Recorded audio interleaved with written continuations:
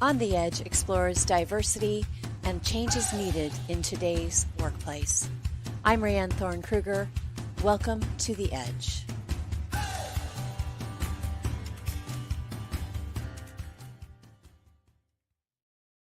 And we are on The Edge live today on a Saturday, June 1st, with my friend and former colleague on The Edge, Bennett Yes, Sung.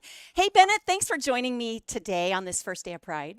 yes, thank you very much. I'm excited to, get reconnected to on the community of On the Edge. It was, it's been almost a year and a half or 2 years since it was Well, last since we started, but I think last on. it was about this time last year when you decided that maybe On the Edge wasn't the right place for you at that time. So, Yeah. So, there we go. So happy so Saturday, just everybody. if there are any rumors, let's dispel the rumors. It had nothing to do with our friendship or Has anything nothing like to do that. with No. friendship. It was just kind of the dawn of a new kind of, a new career path, not a new career path, but just kind of entering a Direction. career new focus on where I was going in terms Right. of, focusing really on the employee experience rather than a lot of, other things. So and then it kind of, I had the vision of certainly launching, and still will be launching multiple, conversational experiences around people operations. I have with my colleague Lydia Wu, we'll be launching the HR Nerd Herd. Oh, I love that. I love So that. it's going to be, this is an opportunity for everybody who proclaims themselves or has proclaimed themselves publicly or not to geek out around AI. It is, so it's going to be a fun conversation to talk about all things AI because obviously it's dominating our work life for sure, and such. And, there's so many different perspectives on it. And there's this way too much mass confusion. But nonetheless, Agreed. So, to that end, you have launched a fun little video yeah, tool, live stream, or does it go live? it does not go live. Okay, you're recording it. Okay, I pre-record it and then I publish it at midnight perfect. at Friday a.m. morning. Sometime around midnight between Thursday and Friday. Yes, between Thursday and Friday, sometime at midnight. Yes, exactly. That's a I great way think to put it. that's a good So discussion of what is 12 a.m. still Thursday or is it Friday? Is it if somebody knows the answer, I'm please going to be comment able to and let us know. clarify this without Yeah. us. We want a human clarification, not a techie clarification, because we can always go to all the tech tools to say what is really 12.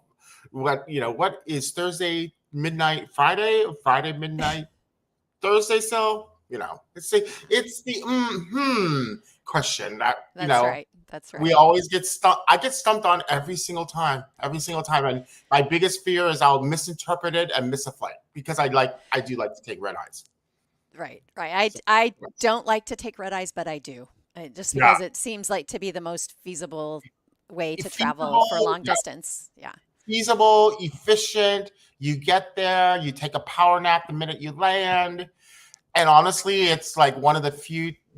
There are very few times that I've ever had a red eye get pushed back or delayed or Yeah. not start. So, Yeah.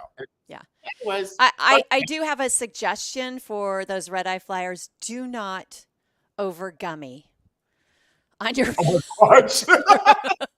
on your on your red eye flight because Rayanne has done this twice. So And it's what is the experience flying with a little it's dummy? I'm guess well, if you gummy correctly, I think it's Oh, okay, which I have done also. But when you are, I was one time in particular, I was feeling rather stressed and over exhausted and knew that I wasn't going to sleep. So I thought, hey, if one gummy is good, two gummies is better. oh my gosh, right? Oh my Not the gosh. case. I have not experienced shrooms. I'm highly allergic to mushrooms, but I probably can say that that experience might be like a little trip to the ayahuasca hut. That's all I have to say. It was not fun. It was not fun. So, No, not fun. never. I mean, I think that's the reason also why the airlines also tell you that you can never serve yourself alcohol, Yeah. because I mean the alcohol actually kind of, what's that technical term? It reacts 2x faster when you're up in Altitude. That's right. so, and I've done it. I've taken more than 2 bottles of liquor, drank 2 bottles of liquor, and said, "Oh my goodness, what is this weird feeling Yeah. that I'm Yeah. experiencing right I now?" try to pregame in the airport, just do a quick shot or a glass of, a glass of wine while I'm Yeah, waiting for my flight. And that just kind of relaxes me enough so that when I get on the flight, I don't feel the need to bring me the tiny bottles. Bring me the I tiny mean, bottles. I'm actually quite fortunate, regardless of the time, the sun, no sun. When I get on a plane, You I can literally sleep. shut, I Oh, literally shut my eyes, and I my will friend literally, Mira does the same thing. and I get it. I time it perfectly so I wake up when the plane lands. That's So amazing. there's a few times that I'll wake up in the middle and it's a little weird, but other than that, but So Bennett, let's jump right into yes, Pride. I'm wearing this is one of my favorite, it's a giant butterfly. love it. What are And they? it goes to the ground. It's my favorite thing. I like to wear it on the first day of Pride because it gets me in the mood, along with changing my cover photo and adding my little frame to my picture on if we're talking Facebook, right? To Right, feel like I'm in the celebration of Pride. right. And I know that you all year long celebrate with your hair. So Yes, my let's hair is definitely a representation of vibrancy and the spirit of pride. It's not intentionally supposed to be pride centric. Unlike my wonderful, I break out my wonderful Adidas track jacket that is I see it. designated for pride, See it. which I Oh, you're frozen a little bit.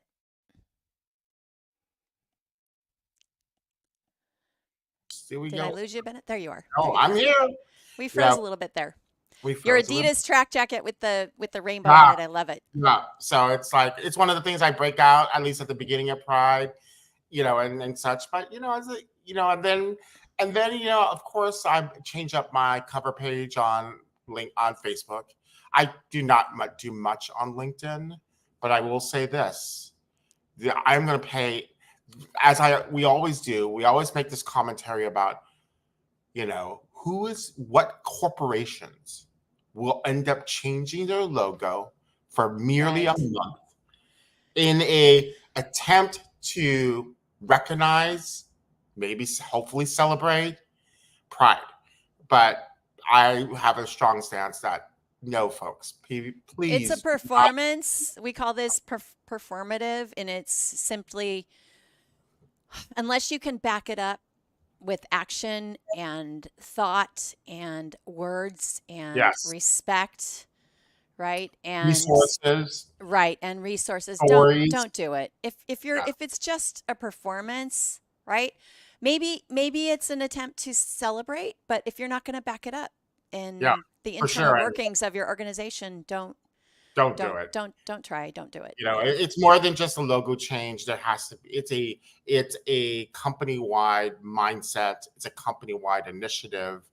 It is something that you also play up in your resources section, or when you're talking in your careers page, you talk about the work that you're doing to really bring equality to everyone. And so it's those are the things I look for. So, I always tell myself I'm going to monitor it really carefully. And for every company that changes their logo, I am going to immediately go to their company website to see what else do they have to say about it and such. And I think I'm going to do it. I am going to commit myself to really monitoring it this year. So by the Right. time the end of June arrives, we will see who's performative and who really is committed to, you know, the long-standing history, as we're going to talk about today, Right. of Pride and the LGBTQI plus movement. I don't think there's any new letters, right? Since Yeah,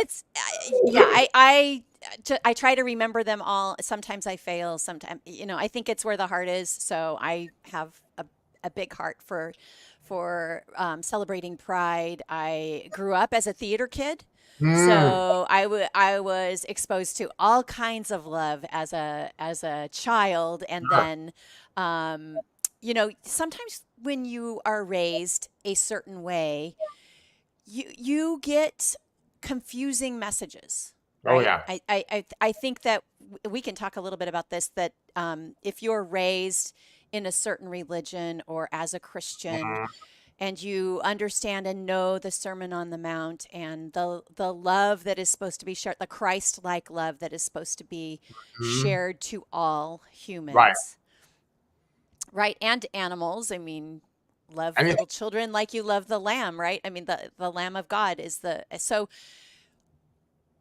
struggled as a young child when there were certain religious teachings that that it was sinful, that it was sinful to love anybody other than somebody of the opposite sex. right. And I didn't understand it. And so as I grew older and grew away from those teachings, Mhm. I was able to embrace this more fully Right. and look into it and study more and recognize the struggle. I mean, first and foremost, the US and most first world countries, let's put it that way, Mhm. have identified diversity and equality as progressive, Right. and that this is the direction we should go, right? Mm. And we don't always see that.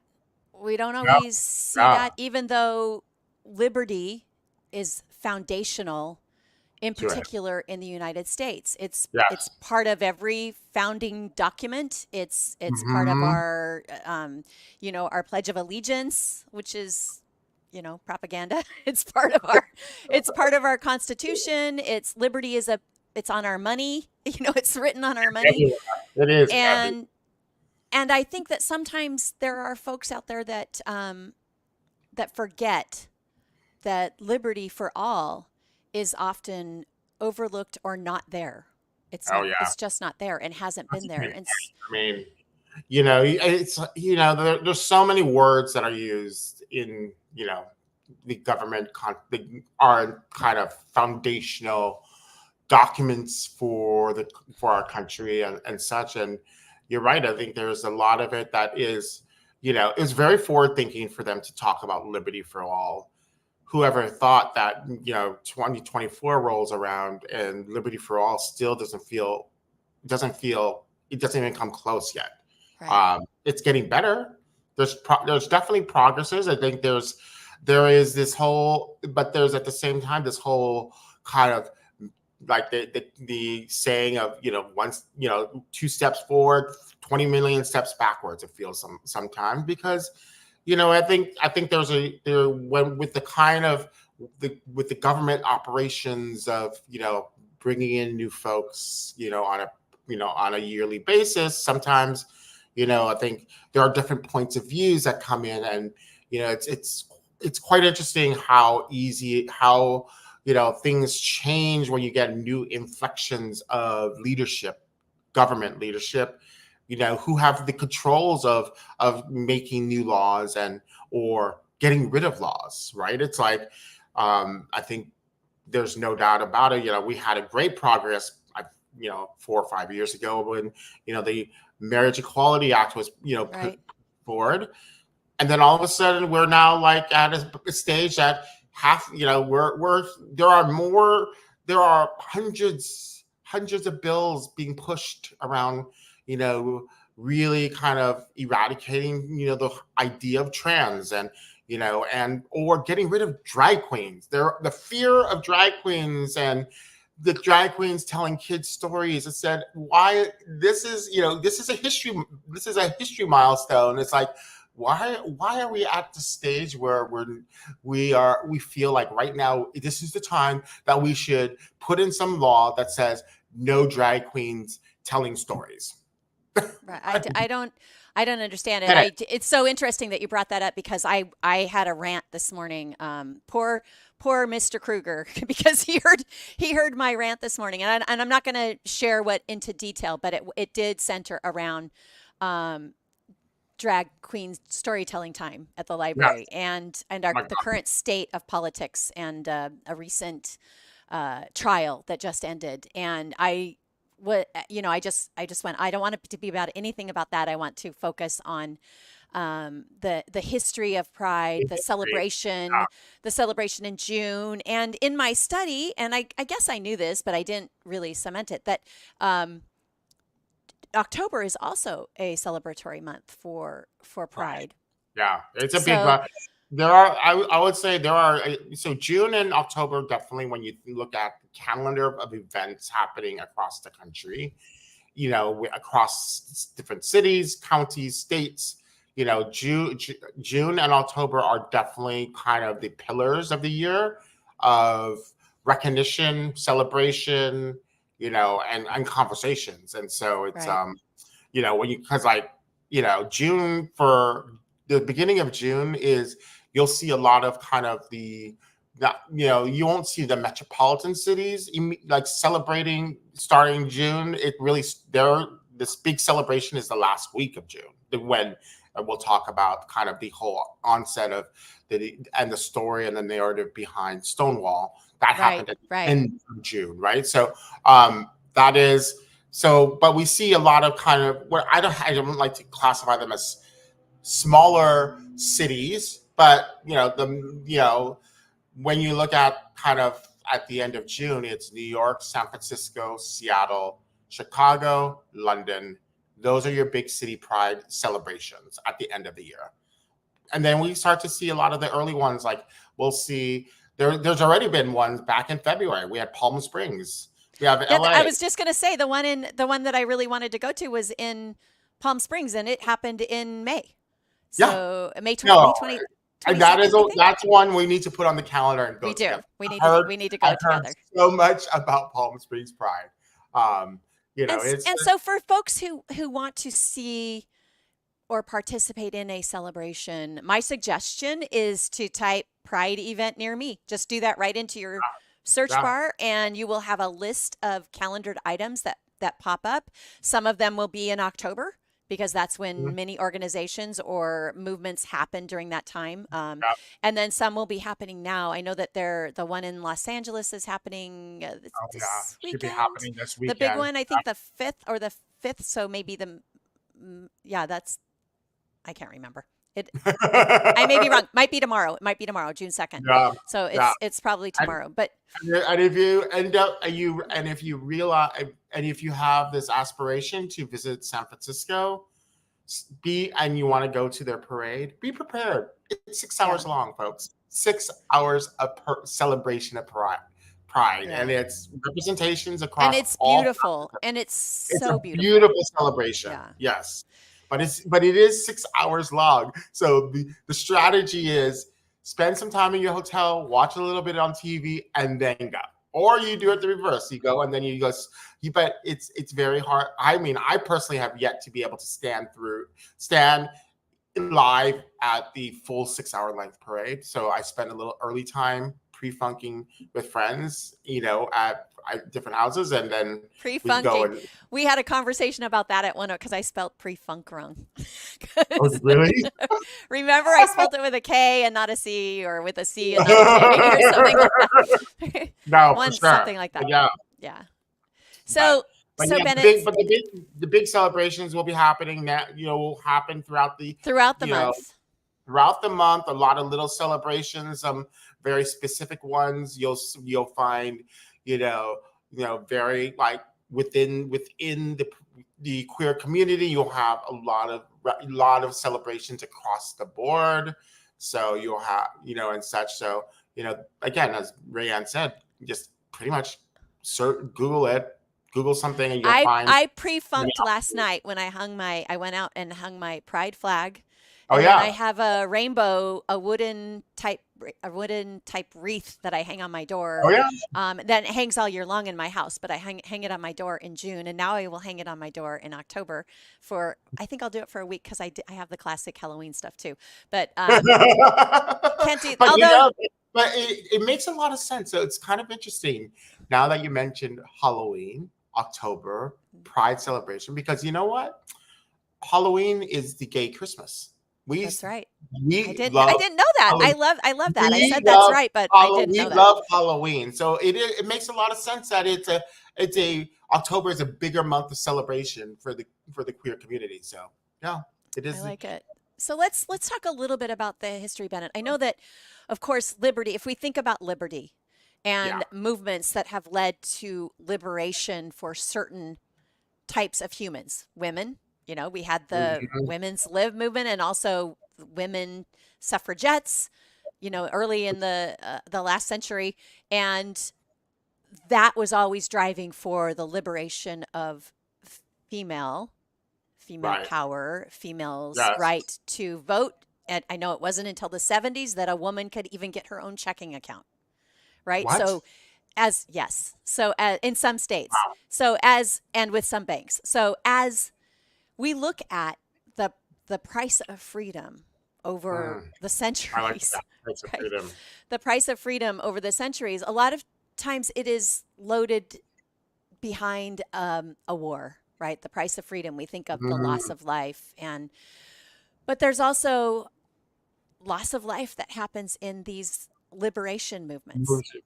Oh yeah. A I lot of mean, loss of life, and well, Pride started long before this in June 28th, 1969, 55 years mhm, ago, right?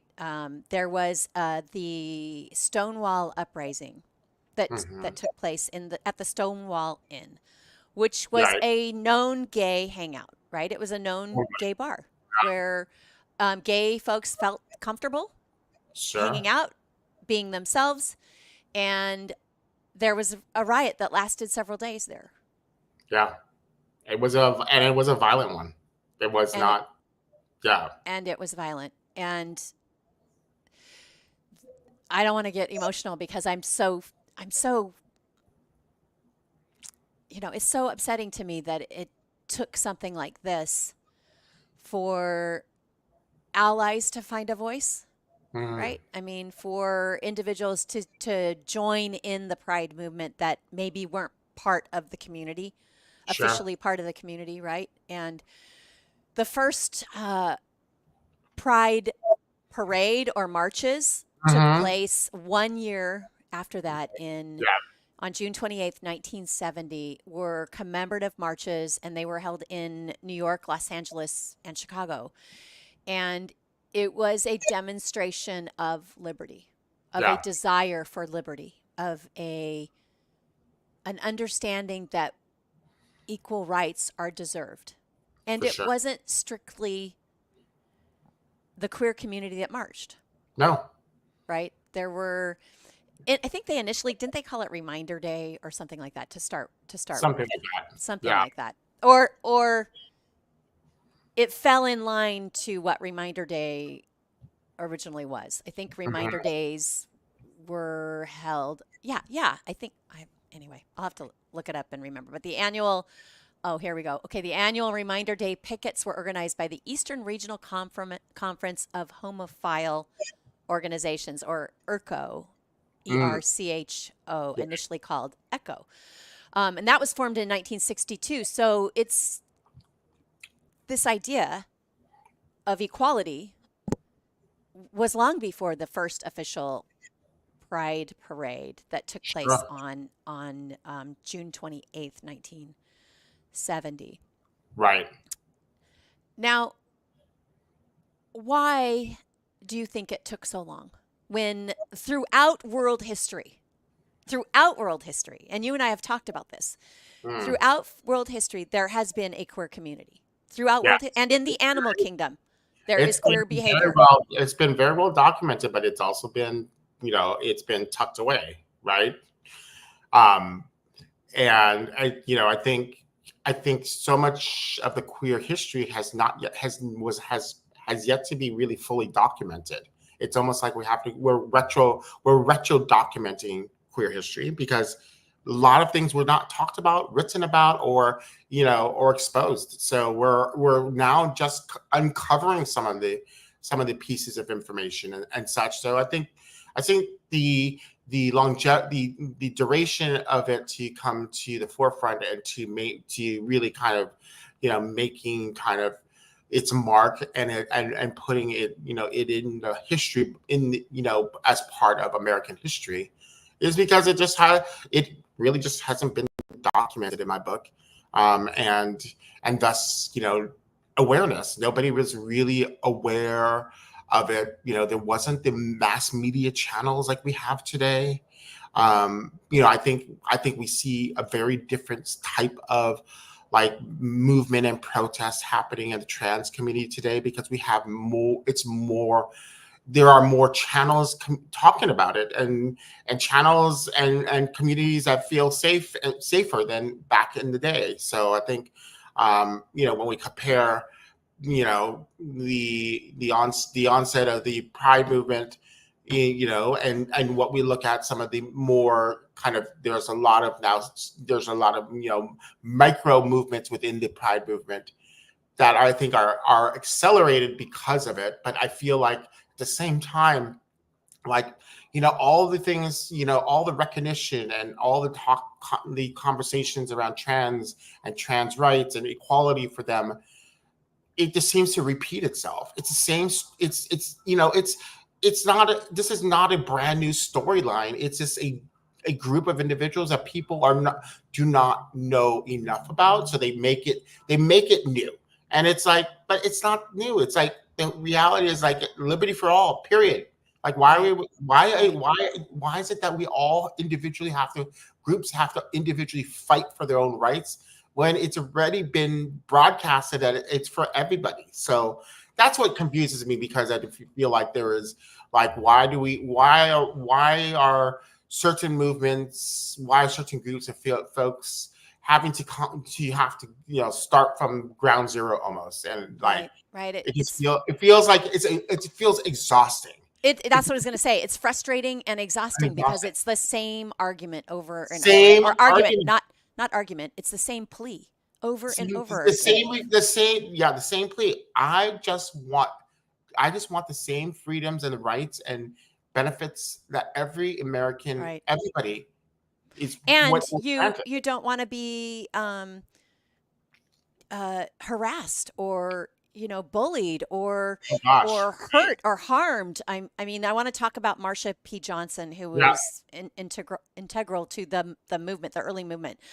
But I also want to touch on something that you and I have touched on in the past. I would like to make a point about a couple of things. One, in heritage, in our heritage, I have not African American. I kind of wish I did, but I have American Indian heritage. Yes. You have Korean, Italian heritage, but close ties to Hawaii. Right. Yes. Right. So I want you to talk about the Hawaiian.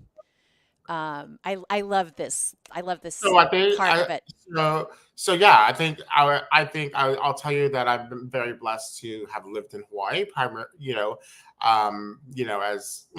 I came to the U.S., I saw kind of a little different side of what it means to be queer in the mainland U.S. compared to in Hawaii. That's not to say Hawaii had its faults, but Hawaii's culture is built.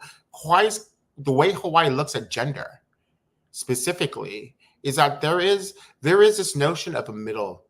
There's not just male, female. There's actually this middle, and this middle person is the one who families, cultures, leaders entrusted with their kids. Like they're the ones who are going to be teaching, telling the stories and such. So Hawaii's culture Hawaii's kind of general culture is a bit more feminine than other cultures. And so it had, growing up there, there were times of, where, you'll come across folks that, that didn't share the same opinions or didn't, felt like you're acting a little weird or strange. There are those moments, but generally speaking, I felt very comfortable. And, and being that I grew up there, I was, I'm not Hawaiian by blood, but I am Hawaiian by birthright. Right. But growing up there and such, it really it made me, I didn't really have the same fears. It also helped that I went to an all boys school. But still, but the interesting dynamic, it was an all boys school, very known for its masculinity, because it was also one of the leading sports teams, like sports high schools in Yeah. the in Yeah. this in the state. But again, I think generally speaking, I never felt the same thing that I read and heard about, you know, You didn't queers. have the same fears. I didn't Uh, have the same fears. I didn't really, I could walk down the streets. Nobody really bothered me, and I took that same attitude when I went in and once I left Hawaii, I went to Boston. Boston is, has, but the way I treated and walked the streets of Boston, it's like I just walk with confidence and nobody bothers me. Like I don't hear the same stories that other folks, yeah. have told me about, like living in Boston. I also lived in parts of Boston that were very like Dorchester, Rock, which is Liberal. super liberal, super diverse, right? So it really felt already at home, like I was in Hawaii, where there are so many different types of families and cultures that are in there, that are part of that surrounding. And so I didn't really again feel like I was standing. I blended in. I really felt like part of that community, even though I never grew up there or such. But I personally always select areas of cities that really embrace multiculturalism. For me, that's like it is. First of all, I need it for the food, but more importantly, it's just for personal safetyness and what I feel comfortable with. So So, if somebody wants to look up about the middle person uh-huh. in Hawaii, what would they, if they wanted to learn more about it, how would they do a Google search? What would they call it? Just middle I think person? I would look up. Gosh, I need to look up her name, but she's most well So known. great. I She you she shared is this with me. so Hawaiian Airlines actually produced a really cool TV show about them. It's called The Middle. I'll have to find it. I'll have to Okay, look the it up middle. again. The Middle, I believe it's called. It is a short film. I think um, there's also the 2023 RuPaul Drag Race winner Sasha Colby from Hawaii. Yes. She has been a big advocate of really raising awareness of the middle, and such. So you can learn a lot from her reading, just looking her up and reading about her history and her perspectives. She is a trans female, so that she's coming from a very specific angle, but still it's all about the middle. Yeah. And it really speaks to kind of the uniqueness of the Hawaii culture as it proliferates, regardless if you're Hawaiian by blood or Hawaiian by birth, or simply you're a longstanding resident. You really begin to feel it. So, Um, and before we get away with this, and I want to ask you from this, I want to ask you a question about yourself. yes.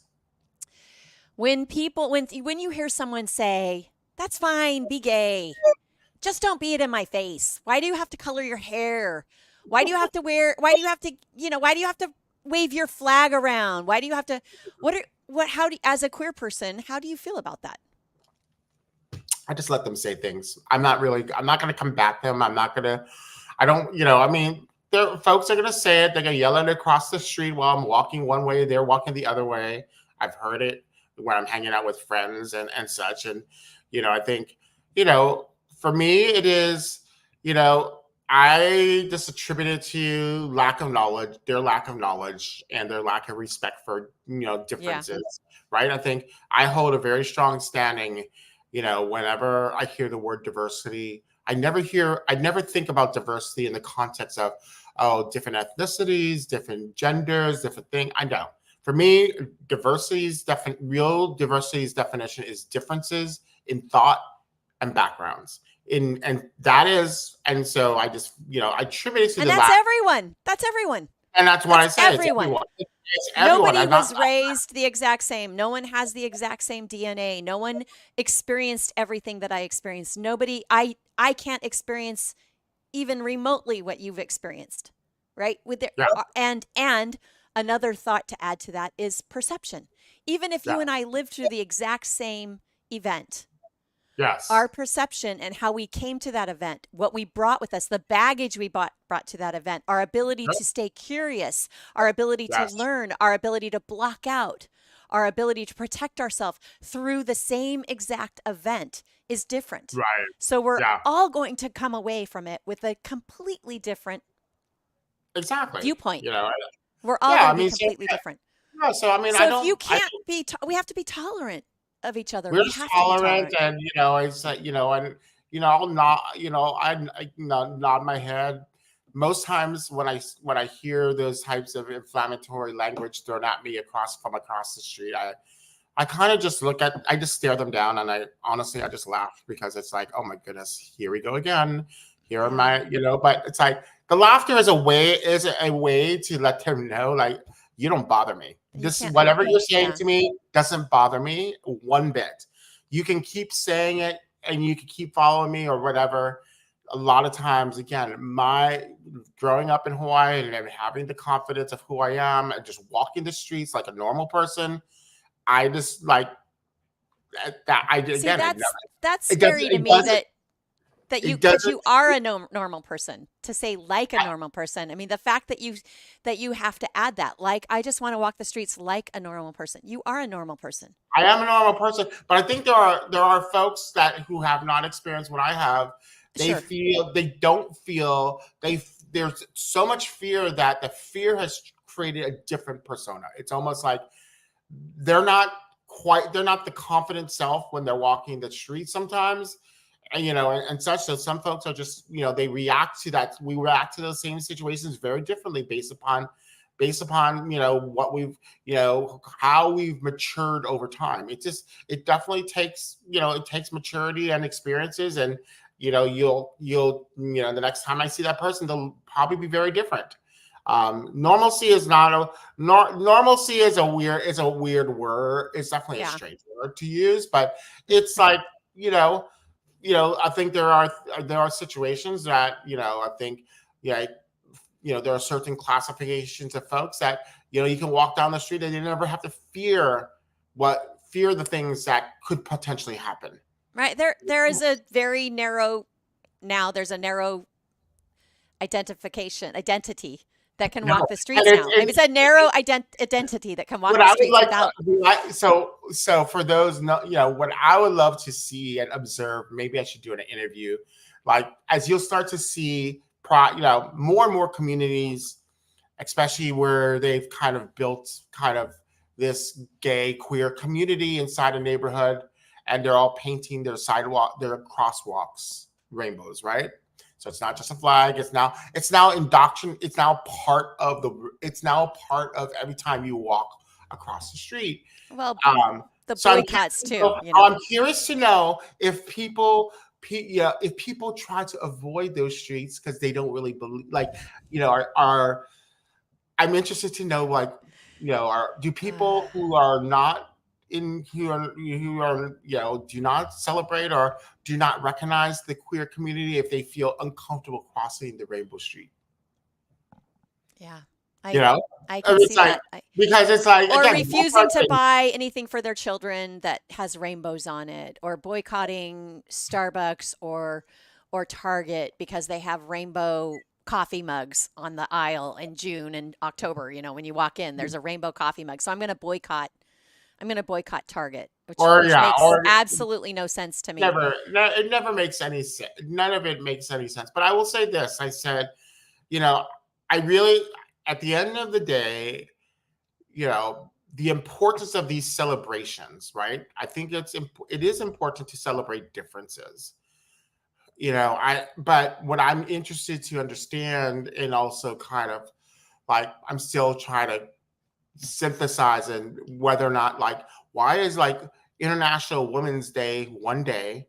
Why is Black History Month an entire month? Why is Pride an entire month? Why is, like, Asian, like, why are certain, like, some of these, like, celebrations of differences and backgrounds and cultures, why is the duration of the celebration so different? Like, I what know. is that about? It's like, It's interesting. It probably has history tied to it. It has I can't do it on that day. So can we make it another day? Can we do it on another day? So then let's just make Sure. it a whole month so you can pick the day you want to Right. celebrate. But And that's why, like, it's interesting because, I'll take something as simple as a birthday. And, when we get those Facebook reminders, oh, it's somebody's birthday. I said, I never say, happy birthday. Just, enjoy your birthday celebration month. yeah, enjoy the Because, I mean, celebration. the I hope it celebration, lasts all month long. Right? it should last all year long. But, I guess there should be some time restraints. But, but it's the same thing. It's like, yeah, it's not just a single day. It's like, we should be celebrating each other all the time. Right. But I think, I guess to go according to the Hallmark, holiday calendar, we got to create some, boundaries of times for for certain periods to be called, or recognize certain attributes. But it's kind of gotten a little out of control. Like, there is a holiday there's multiple holidays on every day now. It's I like, think you can pick and choose what you want to celebrate. I love celebration. My Real Words project no, is a celebration every day. Every conversation today. is a celebration of something being created by a real human being, which kind of is interesting that it's kind of opposite of the direction that you've gone with understanding AI, which I can learn so much from you. And it's not that I'm anti AI. That's not the purpose of Real Words or No, anything no, anything like that. It's to remember that there are real human beings behind art and no, for emotion sure. and Totally. empathy and the written, great books The and great books. great I mean, blogs and photography and sculptures and all these things, that oh my God. hairstyles, that is a real human that created Bennett's beautiful hairstyle today. Yeah. So Thank you, Alexis at Bang, Seattle. there you go, shout out. So Yes. But, before we I think to go kind of ahead. comment, just quickly comment, yeah, for me, I think where we need to be is like, we all need to kind of figure out how to surface these amazing real stories.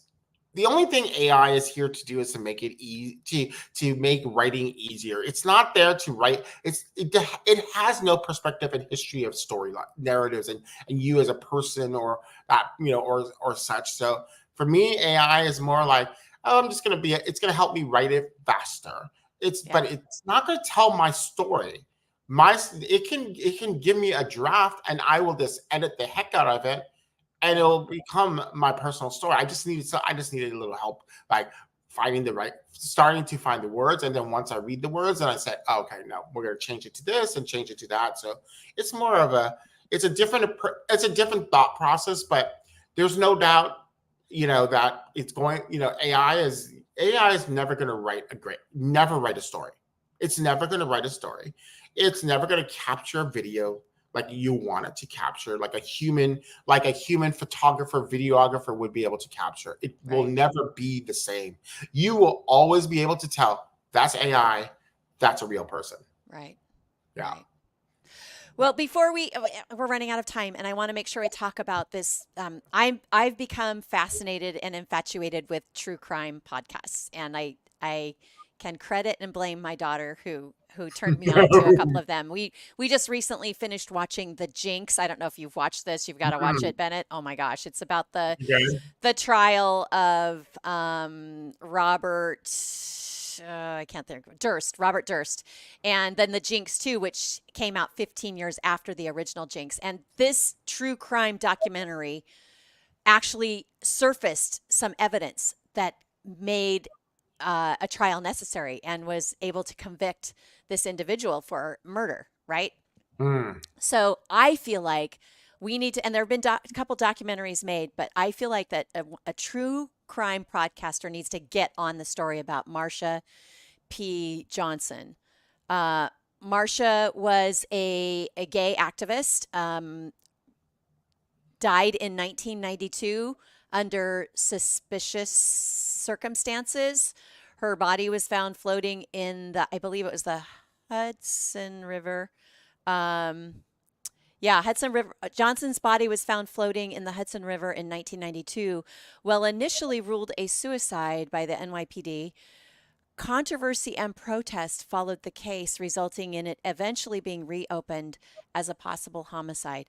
There have been a couple of documentaries about Marsha, Mm-hmm. and Marsha was identified as a drag queen then. I don't believe was trans, but had a partner that was or a friend that was trans, and um, her friend or partner manifested or stated that there's no way Marsha committed suicide.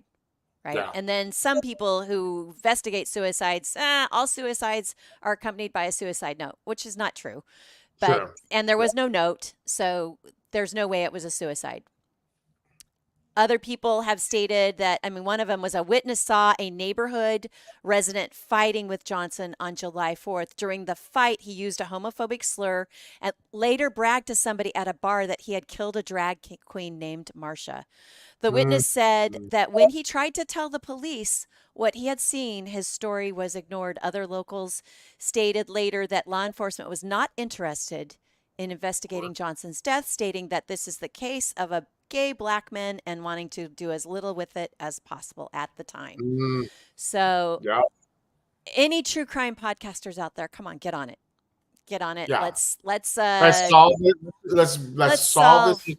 Let's solve this this. one of many One of one of many murders, one of many people who died because their liberty was not respected. yeah, We are exactly. all born Naked. into For the rest is drag. naked. None of us is drag. That's And none RuPaul of said us. it. That's RuPaul's little message. Oh, We're all I born love that. naked. I love Drag. that. Yeah. And RuPaul has talked a lot about Marsha. Oh yeah. Marsha P. Johnson. So, if you want to look into stories, if our listeners or viewers want to look into stories about folks who have lost their life, who have lost more than their To liberty, defending. but have She's. Yeah. right to For sure. bigotry, lost their life Yeah. to bigotry, to hate. And please look into it. Yeah. Please have an open mind. Please research this. There is so much information available online and in your libraries Oh gosh. that allow you to cure some curiosity. Cure it. Continually Cure it. cure it. And cure means over and over to fix. Over and over to fix, right? So over and over sure. fix it. Make it whole. Cure your curiosity by learning. Gaps. Fill those gaps. Yeah. I No, it's can't again, thank you I enough, think, Bennett. yes. It's I it's think so great to have you here talking about all of this, yes, and sure. and And let's remember that pride is a protest. It is this is it's as powerful as any other movement in the country. I think the whole notion, and what I'm starting to like to see is all of the other movements kind of all supporting each other, because at the end of the day, when you look at there's a common thread of freedoms just not being available to everybody. And like you said, the liberty for all, like we have to make that a reality. We have to incrementally make that a reality. It's not a quick fix. There's nothing, but we all need to make strides, to help kind of create and enable liberty to be something that everybody can support, everybody can take advantage of, and and have benefits for. And I think there is a endless list of benefits and freedoms not being enabled.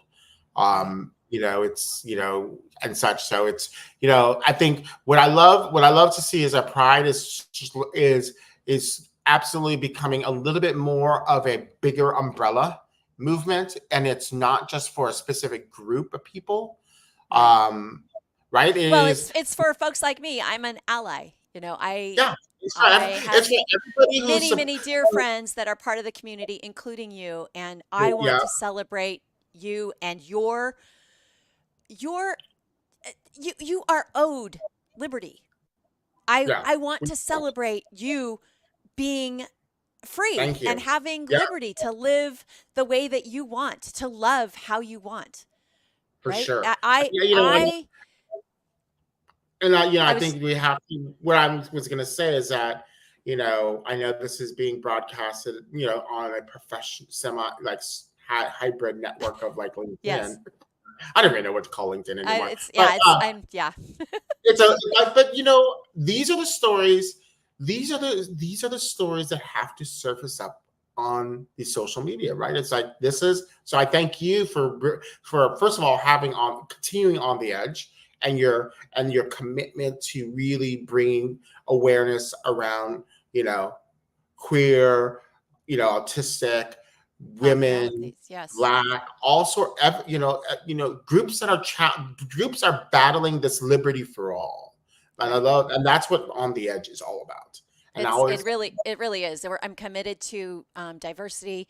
I'm committed to understanding. I'm committed to staying curious. And yes, I would uh, ask individuals who have a bigoted viewpoint, because that's what it is. It's based in ignorance, right? yeah, And when I hear this as an ally, when I hear somebody make a bigoted statement, I say to them, have you asked your gay friend about that and how they feel right, about it?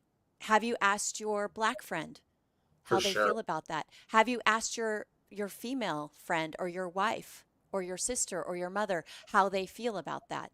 yeah, And my push to ask that question is for introspection for that person that I've asked, and can they say they have a gay friend?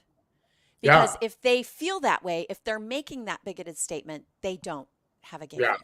friend. And what They don't have a black friend. and it's a loss for them in the context, like it's like there's so many interest. The beauty of diversity is all the interesting narratives and stories and experiences that you get to learn. So stop shutting It's yourself so off. beautiful. It is a It's the most rainbow. beautiful thing when and so stop shutting it out. Just embrace it. And such. So it's one of those. Diversity is a gift. But you It's a have to. total rainbow. It's a It's a rainbow. total rainbow, but you have to have the right. You have to have the mindset and the ability to forgive, the ability to think beyond what you hear and read in the newspapers, and more importantly, social media. Sometimes, and such. So this is it's a really important. June and October. All these every month that celebrates, liberty for all, trying to achieve liberty for all is real. Just we all need to kind of step in and lean in on it, and just not think about that it's another kind of another holiday, or another celebration or such. But For these are sure. the these are the celebrations you want to prioritize. Well, Yeah, thank you very much, you're Benefit, welcome. for joining me today and for always being willing to talk about the hard things, The right? hard things are, And yeah, for sure. they're hard things, and Very to hard. talk about your experiences and to be willing to do that, and hopefully it opens minds and opens doors for others, and that's what it's about, being on Yeah, the edge, right? If you living on aren't it. on the edge, you're taking up too much space. You Period. are. I Period. I love that. I love that coin statement. I love it. Well, until Awesome. next time, hopefully Till you'll come next back time. and visit us. Let's plan on doing this in October again. We'll come back and Yeah, talk we'll do about it in October. more pride. We'll see what October brings for sure. And good luck with Bennett's Bites. We'll see you at Okay. midnight on Thank you. Thursday, between Thursday and Friday. Yeah, between Thursday and Friday at midnight. All right. Okay.